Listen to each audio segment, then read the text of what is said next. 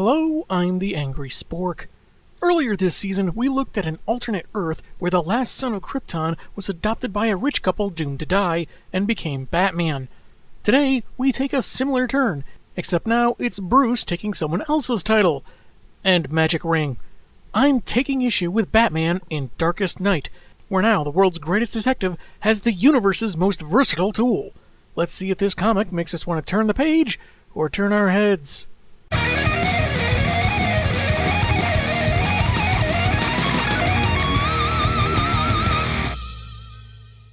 The cover is a painted-looking image of our hero, all suited up in a new look, with the same Batman imagery of him standing on a rooftop. Now a lantern signal lit up in the sky at what appears to be early evening? Maybe the ring gives him better time management skills. Written by Mike W. Barr with art by Jerry Bingham and Digital Chameleon, we begin with Gah! Dang it, those Owen janitors forgot to clean out the central power battery again. It's got a giant bat nesting inside. Anyway, we begin with Bruce Wayne in his study, slumped in a chair while looking at and narrating to a bust of his dad, lamenting how he can't make criminals fear him and that he may have to die tonight. DC's planning another big event and they really don't know how else to draw in readers. Sure, I'll be back in 6 weeks, but the insurance paperwork just isn't worth it. The bat that's supposed to crash through his window and inspire him takes a detour, possibly because of a green light that produces an image in front of the statue, that of Abin Sur, saying that Bruce Wayne has been chosen. You're the next contestant on The Price is Right! Wayne thinks this is delirium brought on by too much blood loss. It's not stated here, but this is supposed to be after Bruce went out in a less theatrical disguise to fight crime and got badly injured. The scene was the standard for quite a while, so maybe Mike Barr just figured it'd already be familiar enough that he didn't have to restate everything beforehand. Anyway, Hollow Abin heals him up and Bruce makes his way outside with a bewildered Alfred following behind, all the way to an alien vessel that's crashed onto the Wayne property. You know it's a ship from an advanced civilization because not only did it avoid detection from any astronomical observations, it also made no noise when it impacted in their backyard. Shall I prepare a guest room, sir? I don't see why not. It's already just 2 of them in the mansion, so with an alien guest, they still have plenty of space.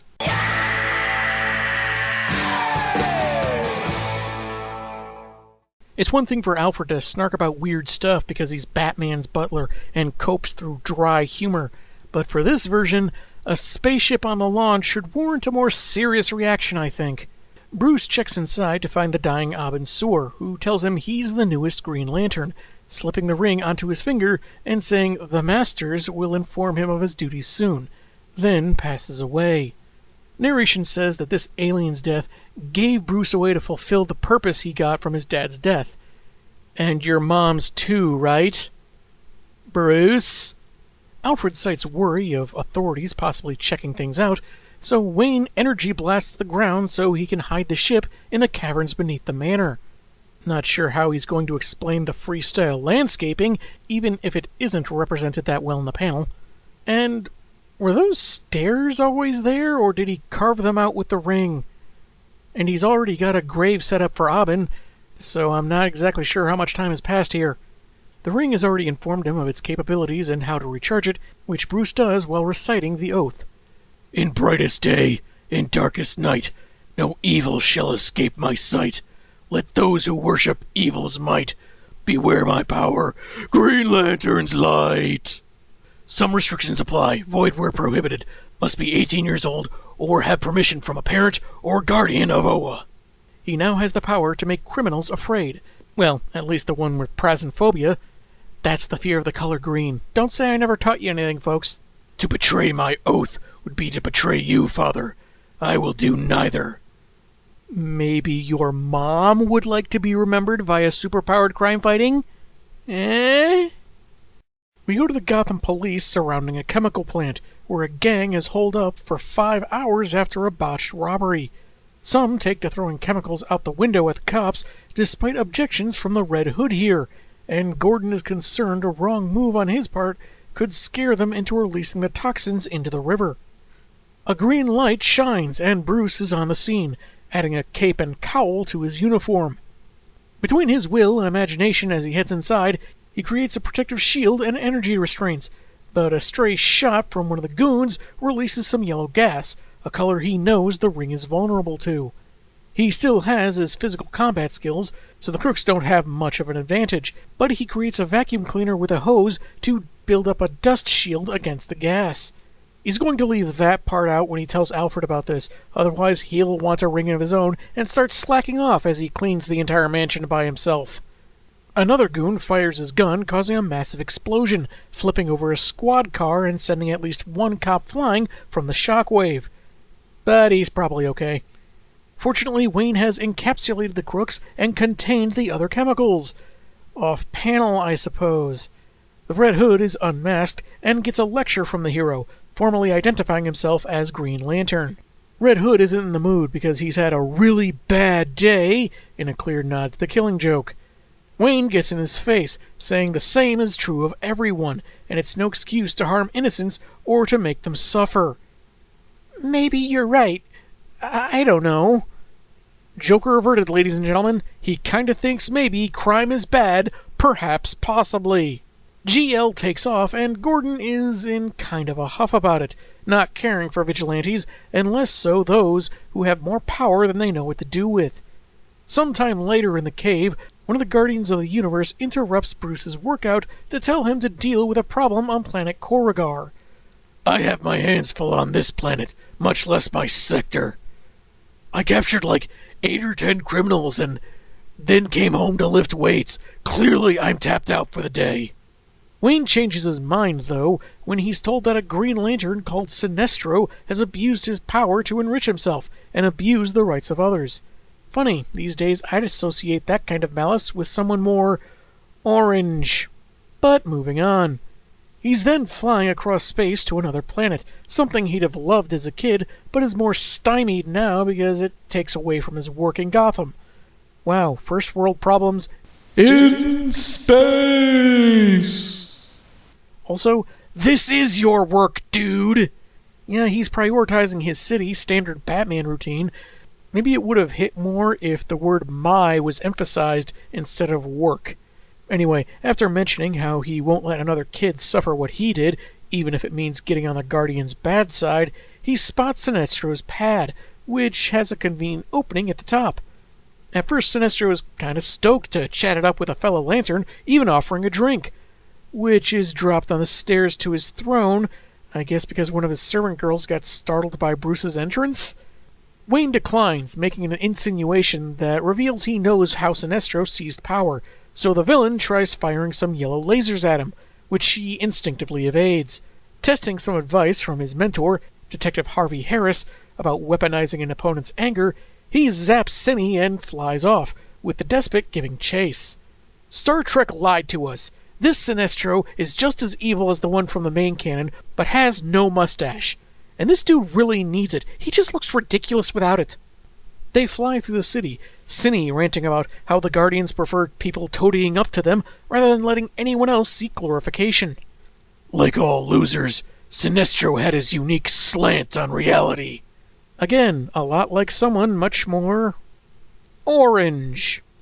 It became clear his opponent wasn't just envious of the Guardians, but like his dad's killer, he was willing to risk other people's lives for his own benefit, as he shoots at buildings and threatens the citizens below with the debris. Then he remembered Detective Harris mentioned that an enemy's overconfidence could be used against them too.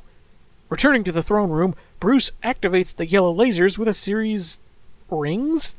Is he trying to copy Aquaman's telepathy or luring in Sonic the Hedgehog? The lasers incapacitate Cinny and his ring is taken, but the Korrigarians aren't as giddy as you might think. With their benefactor deposed, they figure this new caped guy is as good a replacement as anyone, kneeling before him. Bruce is taken aback by all this when a young woman stands up, deriding her fellow citizens for seeking a new false god, right after being freed from someone who'd kill anyone who defied him. Rather, this man should be their protector. Wayne, of course, has enough on his plate, and since Sector 1417 needs a new lantern anyway, he zaps a uniform on the woman and hands her the ring, and she says her name is Katma Tui. Bruce arrives on Oa, I guess having already dropped off Sinestro since we don't see him, and while the planet is spectacular, helping him see what he's a part of, it doesn't temper his attitude. He's introduced to Tomar Ray, most distinguished of the Corps, probably why he gets a cape. The new Lantern of Sector 2814 shows great promise, but has been too rash, giving away a ring without consultation, and Bruce snarks that he couldn't have picked anyone worse than Sinestro. Then why didn't the ring fly off to scan a new worthy user like they usually do? Was it a more apathetic power ring that got found at the bottom of a cereal box and just doesn't care who wields it? Tomar warns that he should be more respectful of the Guardians, but Wayne contemplates that maybe Cine wasn't entirely wrong about their blue bosses getting too much respect. You'd think there'd be some discussion or pushback on that, but we then go straight to Sinestro's sentencing, where he vows to see 2814 again before being permanently banished to the antimatter universe of Quard. I don't know why it stretches his face into something so hilariously frightening. Nothing else about his form changes during transport. Maybe that's just something his species does when stressed? And he arrives naked. Maybe the uniform is Corps property, but at least give him some slacks or something. Right when he appears on a barren landscape, one of several strangers emerges from the shadows, saying that despite the Guardians' attempts, they knew of their new guest's arrival, and offers him a yellow power ring. We think you'll find we provided you with all the comforts of home. Say what you will of the Weaponers of Quard, they're really quick to fight homelessness. On Earth, GL goes to Gordon, looking for a gunman working Park Row 25 years back, probably late 40s, early 50s by now. He doesn't reveal why he's asking about his parents' killer, too ashamed of having done nothing as they died. You know, as a child. Gordon refuses, saying the Lantern has made crooks fear him, not the law, showing a headline about the Lantern rousting rival gangs, and he doesn't trust someone with so much power and no one to answer to. Commissioner, I could make you help me. If my patented shiatsu massage doesn't convince you, nothing will. The commish says bring it, but GL chooses not to. Yet, as he disappears. At least in this universe, Jim actually gets to see him leave. The cop has Thomas Wayne's kind of integrity, but Bruce won't let that stop him in this one panel in the cave. Later, Gordon is in the records room, going over various files related to Park Row from before it was called Crime Alley, and even mentions the Waynes among the murder victims there. Working a hunch that Lantern revealed more than intended, he finds 3 suspects that were known to work the area, when Sinestro appears in the room, already surmising what the cop is up to. Maybe the Guardians accidentally sent him to Arkham Asylum. That'd be on Bat brand and explains how he got out so quickly. Jim pulls his sidearm, but is hit with an energy blast to his chest that, if the villain's dialogue is any indication, induces cardiac arrest, because he can't let him live, for some reason.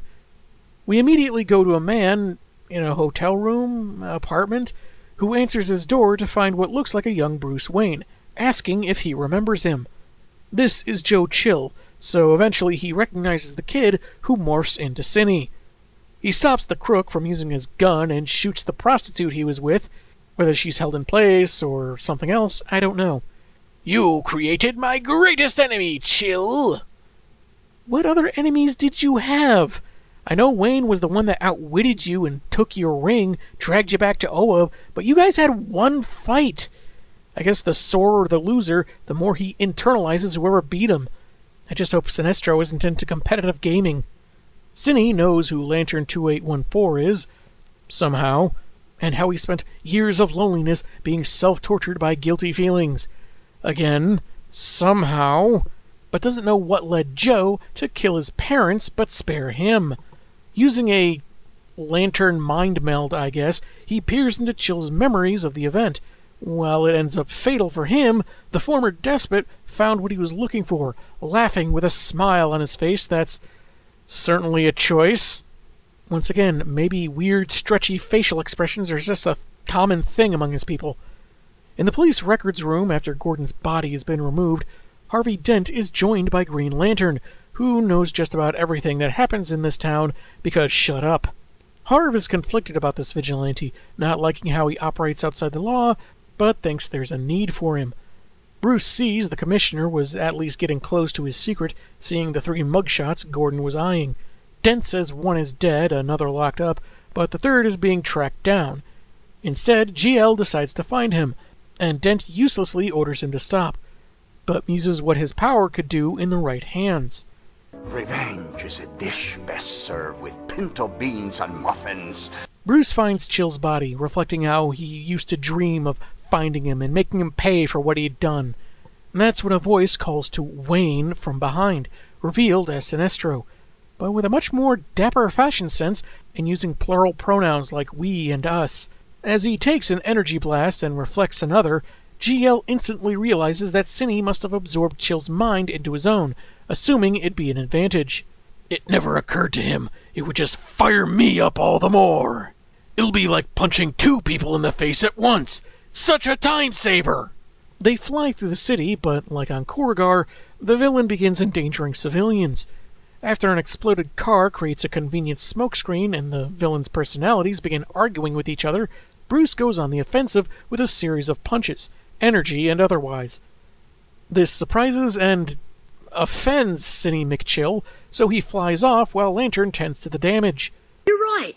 You made me bleed my own blood. Cine goes to see Harvey Dent, then blasts him. And I guess Weird Face isn't restricted to aliens after all.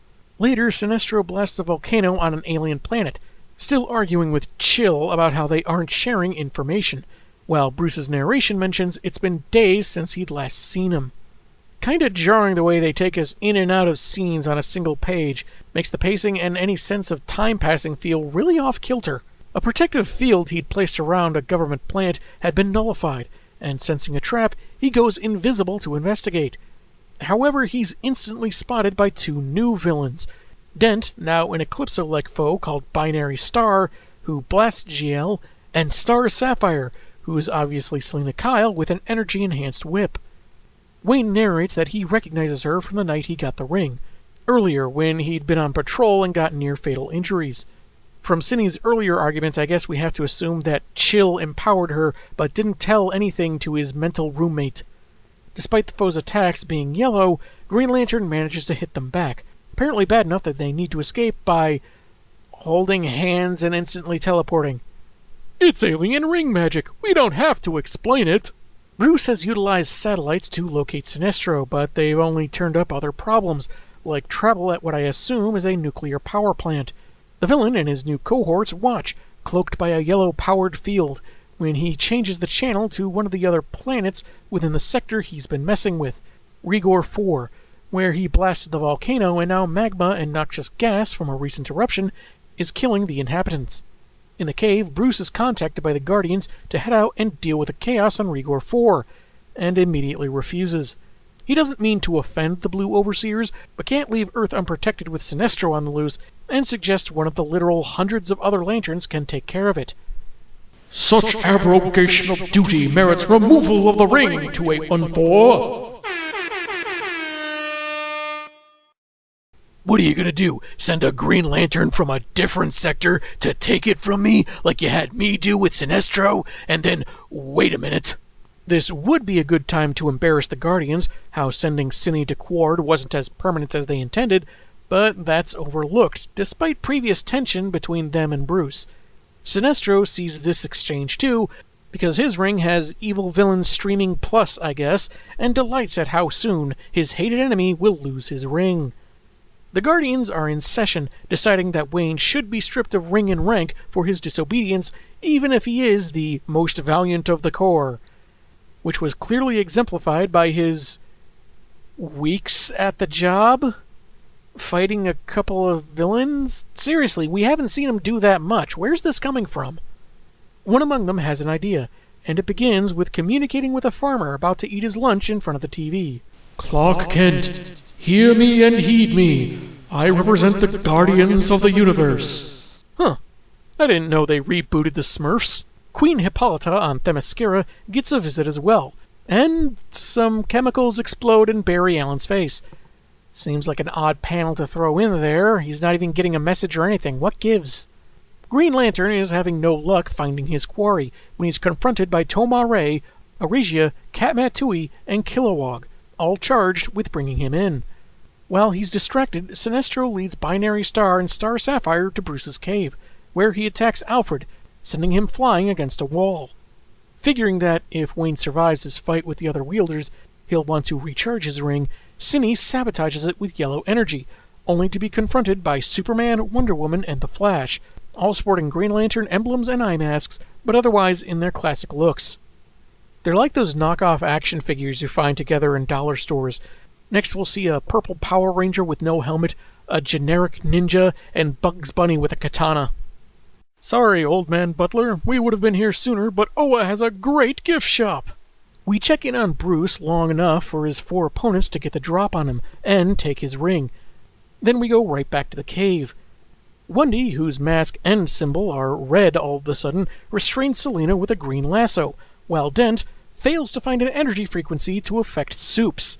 Did you think I'd just stand here and let you find it? Son, you are dumber than a bowl of mice. I guess he just happened to have his own red mask for some reason. Flash evades Cine's attacks and clobbers him, having changed to a black mask, sending Bruce's lantern out of his hands and rolling towards Alfred. Weakly, he grasps it, utters Bruce's name, and is engulfed in green smoke. Or lights. Or both. Did the power battery just cut one?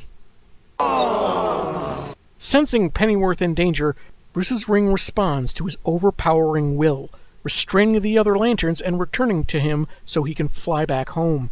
Nothing can be done for Alfred, according to Hippolyta. Are you a real doctor or a doctor like Dr. Pepper's a doctor? And Sinestro takes his chance to teleport away with his ring, which was glowing green for some reason, but leaving Selina and Harvey behind. As a yellow beam shoots into the sky through Wayne Manor, Bruce arrives to find Alfred gone, sacrificing himself to spare Bruce the trap set for him. Clark tells him that they were contacted by the Guardians about his situation, but that Sinestro appears to have taken to space. Bruce decides to go after him. Please, stay and mourn your friend. My mourning has always been my work. When my parents died, I dedicated myself to fighting crime. When my goldfish died, I took up line dancing. One of these days, that skill's gonna pay off. GL generates a grave for Alfred next to Abin's sewer, and since it'll be months before anyone misses Bruce Wayne, the 3 superheroes can use his place and the cave as a headquarters if they want. Barry thinks he could stay and teach them, I guess not knowing there's an Amazon warrior in the room, but Wayne suggests the best teacher they have is experience as he takes off. Tomar and the others are freed, and he contacts the Guardians for their next move. They tell the Lanterns to return to their duties, and they needn't face punishment for failing their assignment, as things are going as intended. The comic ends on a splash page of the Blue Twerp group watching a monitor on their round table, focused on Bruce as he flies through space and his narration apologizing to his dad for leaving his home, legacy, and planet behind, but trusts he'll understand, because he's going after Sinestro. That was Batman in Darkest Night. When I was a kid, I really liked this story. When I read it many years ago as an adult, I didn't like it as much. Today, you can call me Malcolm, because I'm somewhere in the middle. There were some coloring errors, like the masks on the Justice Lanterns, Sinestro's ring being green for a couple panels, and Gordon's mustache disappearing into his skin, but nothing too major. And some expressions, in particular from Cine, could range from weird to creepy. Sometimes it worked, like when he added Joe Chill's personality to his noggin, but other times it just seemed like an odd choice. Though, that aside, the art was fine. The pacing felt like it took several leaps, bouncing to new scenes rather abruptly on a single page, and glazing over things that could have used a bit more detail. Bruce is called one of the best Lanterns. He says he's so busy, but we don't see him do a whole lot with that ring to feel like any of that is earned. In short, there's more of him being reactive rather than proactive. It's like his canon reputation followed him into an alternate reality. I'm Batman. There did seem to be something of a reliance on the reader understanding certain elements from the main canon at the time, like Bruce's injuries from his first night out, and maybe how Sinestro escaped Quard, as much of that is not explained, and lends itself to some things seeming to happen by convenience. Heck, I'm not even sure Clark and the others had any rings to begin with. There didn't seem to be any on their fingers, their suits have pretty cosmetic lantern trappings, and the only indication they might be empowered Green Lantern-wise is Wendy's lasso, and that could just be another coloring error. Though it's weird that in this Elseworlds universe, no other heroes apparently thought to start using their powers. Why would Green Lantern Ring 2814 going to a different guy 2 decades after the Waynes were murdered affect Clark, Hippolyta, or Barry's destinies? As with other stories like this, or say the Amalgam comics, there was some character merging done for our hero and his rogues. I like the design they gave Bruce, a distinct costume that set him apart from Hal or the other Lanterns, but it doesn't entirely make sense. The dark blue cape and cowl clash with his uniform, and I'm not sure why, but it seems to be an entirely separate handmade garment. Why not just generate them as add-ons to the existing GL suit and color them black like on his legs and arms? The only explanation I can think of is like, if he's low on power, then maybe his suit fades, but his disguise won't. Not to mention, the cape has that serrated look like Batman's to emulate a bat's wings, but he wasn't really inspired by the winged creatures in this universe, so that makes even less sense. Unless we're to assume the inspiration came from the bats in the cave. Also not making much sense for me is essentially making Sinestro the Joker. I get it, he's the main villain, but if his increased madness came from absorbing another personality, it feels like it would have made more sense to merge Cine with Two-Face, and have the right side of his face contort to resemble Joe Chill. I mean, I'm not sure how we're expected to believe he empowered Dent to become knockoff Eclipso, or why Selina was Star Sapphire, despite being a lot more Catwoman-like in appearance, or what, if any, enhancements she got. As it is, those two didn't really even add much except a mild inconvenience for Bruce, and less so for Clark and Hippolyta. Some of these combined elements seemed more like taking advantage of the opportunity to merge them, rather than it adding much to the story. It's not a huge deal-breaker or anything, and I totally get wanting to see what such combos would look like, but if something had to be sacrificed to improve the overall story, I'd say these two would be on the chopping block. Binary Star's puns about twos and doubles kind of felt forced after a while, and this is coming from a guy who likes him some puns. Bruce's narration is fine, it can exposit some details without feeling too ham-fisted, but he focuses a lot of his thoughts on his dad, with only a couple references to his mom. Was she not very attentive in this universe or something? And they never actually pay off what made Joe Chill spare Bruce. Sinestro made it seem so vital. He found out what it was, and they never explain it. But it's not all bad. The premise is sound, Bruce gets clever with his ring, and like speeding bullets, it's a testament to the idea that Batman with superpowers ends up a more cautionary tale than anything else. Wayne is a control freak. That's been well established. Having the most powerful weapon in the universe would naturally see him use it to fight crime as much as it'd allow him, but he would not be as tempered by his human limitations. He thinks that the more power he has, the better Gotham will be, because he feels he knows what must be done. But when it comes to eradicating crime, this tunnel vision proves to be a problem. I actually liked the idea that Gordon would be more suspicious of him, since he flaunts powers beyond human capabilities without someone to keep him in check. Somehow, I doubt telling Jim that he has tiny blue alien supervisors would make him feel any better. However, the Guardians are also control freaks who think they know what's best, and conflict would be inevitable. No sooner do they lose one disobedient Lantern than they have another on their hands, if for dissimilar reasons. But how exactly did they plan for Bruce to take to space?